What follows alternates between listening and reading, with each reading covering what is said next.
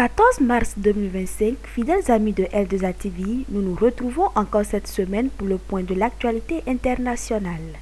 Débutons par cette nouvelle.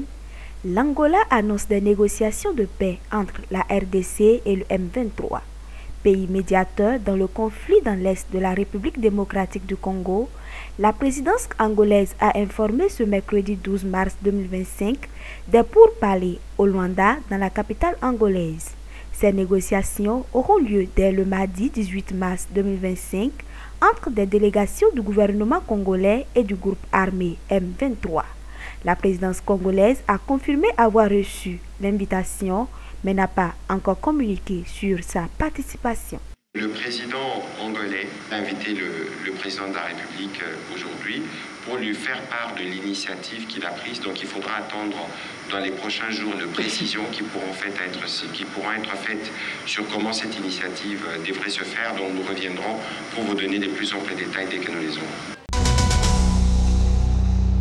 Autre information, le nouveau président de la Commission de l'Union africaine, le Djiboutien Mahmoud Ali Youssouf, a prêté serment ce jeudi 13 mars 2025.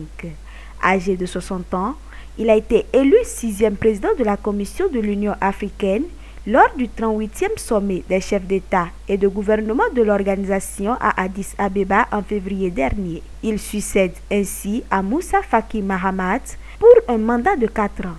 Il sera appelé à présider toutes les réunions et délibérations de la commission de l'UA, tenir des registres des délibérations de l'Assemblée de l'UA, du Conseil exécutif et du Conseil des représentants permanents, préparer le budget de l'UA, agir en tant que dépositaire de tous les traités de l'UA et autres instruments juridiques, consulter et coordonner les gouvernements des États membres et les communautés économiques régionales sur les activités de l'UA. De son côté, l'Union européenne a annoncé ce jeudi un plan d'investissement de 4,7 milliards d'euros en Afrique du Sud visant à soutenir la transition énergétique verte et la production de vaccins. Ce programme s'inscrit dans le cadre d'un sommet bilatéral historique entre l'UE et le pays africain. Lors de ce sommet au Cap, la présidente de la Commission européenne Ursula von der Leyen a souligné l'importance de cette initiative, mettant en avant la nécessité de renforcer la coopération internationale. Le président sud-africain Cyril Ramaphosa, quant à lui, a insisté sur la nécessité d'une coopération renforcée pour défendre des valeurs communes.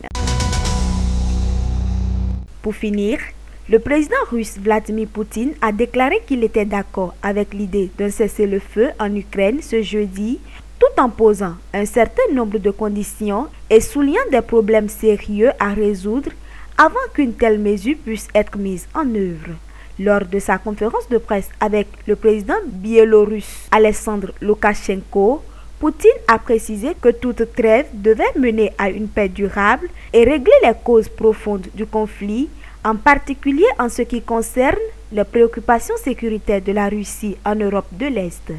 Le président ukrainien Volodymyr Zelensky a qualifié de manipulatrice la réponse de Poutine à ce plan et a appelé à de nouvelles sanctions à l'encontre de la Russie. C'est tout pour ce résumé des informations à l'international. Merci de nous avoir suivis. Au revoir.